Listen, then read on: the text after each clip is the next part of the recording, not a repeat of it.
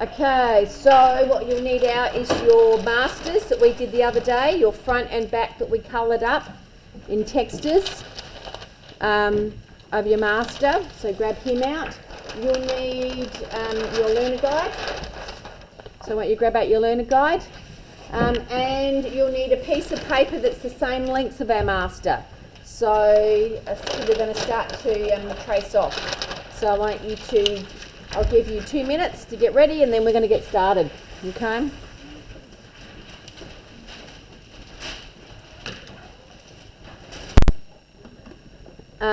Your fronts on your fold. So we're going to place this whole piece when we trace off this final pattern for our front, we're going to trace it off on the fold, okay? Which means we get our piece of paper, we fold it in half. So let's have a look at how much area we need before we decide what we're going to fold in half. We need that much area, okay? So we need to decide when we fold it in half that we've got enough fabric paper to fold in half and do a nice crease all the way down. We're going to open out that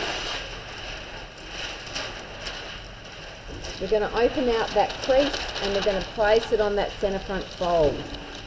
Okay, open out that crease, place it on the centre front fold. Can I please, because these are, sorry guys, with all the noise, I'm also recording and at the same time I'm trying to speak over because some of my people are way down the back end of the class. So there's either two things. You've either got to come up close, which defeats the purpose of using the big screen, or you need to keep quiet while I'm talking because I can't. Both doesn't happen in any man's language. So when you're using having a big piece, I really do want you guys to start using weights. So it doesn't matter what it is, just start using a weight. Okay. So I want you to do me a crease and I want you to place that crease exactly on top of the centre front fold and I want you to put a weight on it, please.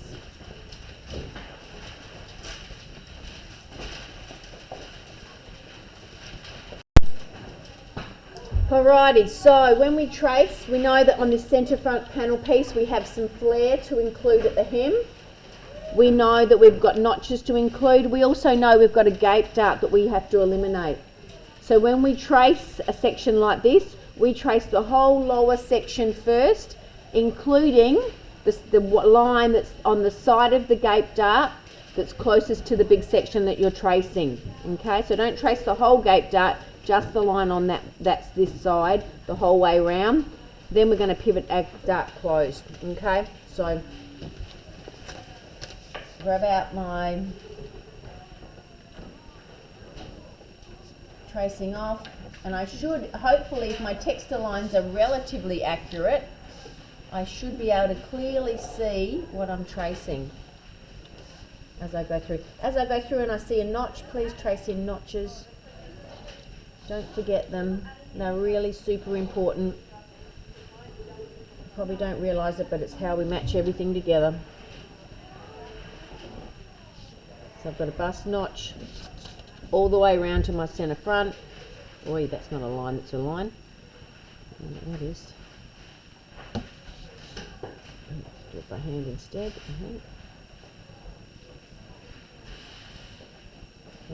Centre front notch, don't forget him. Okay, now that I've got and I've drawn in this side of my gape dart only, I'm going to lift off my weight. I am going to put my pivot point on the point of that gape dart, and I'm going to close that line up till it meets the other line to eliminate that dart. So close it across to line covers line, eliminates that dart, put my weight back on again, and I'm going to keep tracing. Now even if you have I have a tiny little step at the end of my neck here, I'm not going to fix anything. I'm actually going to draw, and you can see that tiny little step. I'm going to draw exactly, if I can see it, what do I see?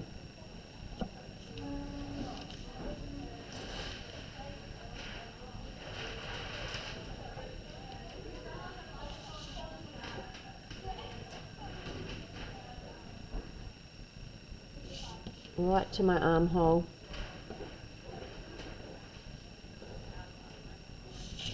all the way around my shoulder. Okay.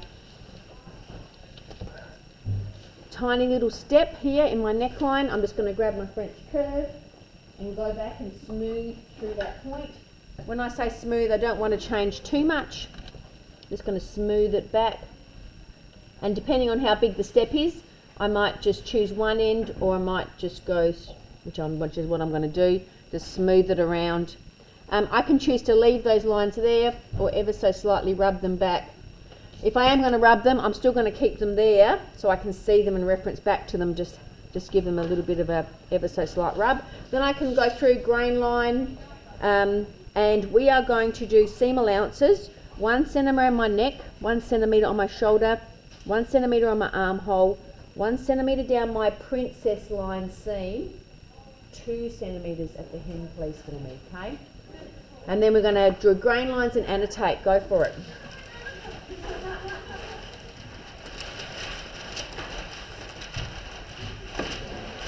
Please make your grain lines as long as possible. This is a very long piece, so I want to see grain lines go as long as possible. Oh, thank you. So you started biggest piece, line, then all the way here, to the biggest piece. and that's when you then I pivot and then do that little part afterwards. Always start with your big section first, people. Always start with the big section first.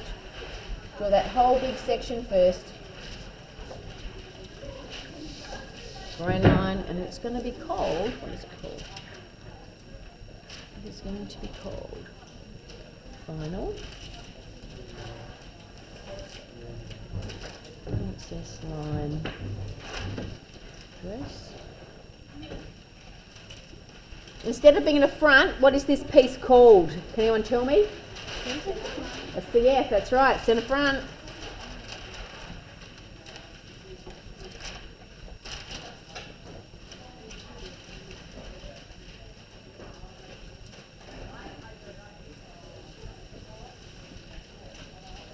Two centimetres on our hem and a centimetre everywhere else.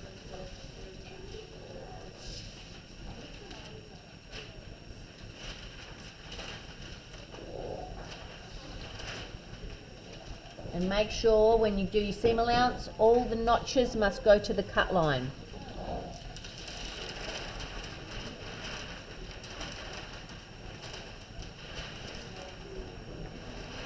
And currently they're on my seam line or my stitching line, so I'm going to also put them on my cut line.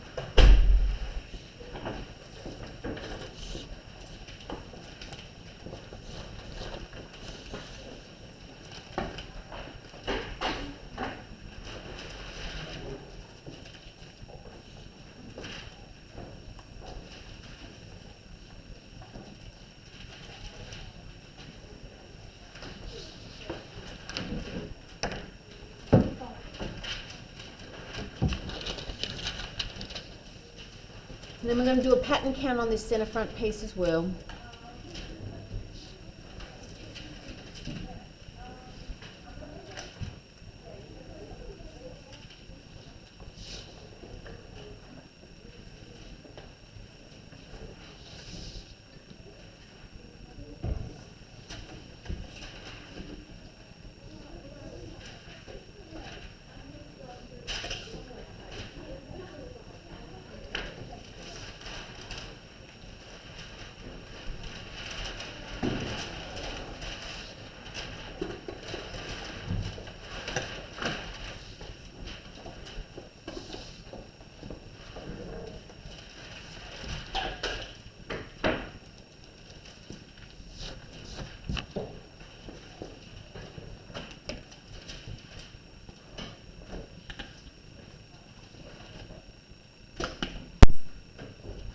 Okay, so once you've done your pattern count, you need to remember to flip your pattern piece to the other side and just draw in your notches. Notches on your cut line only. Notches on your cut line only.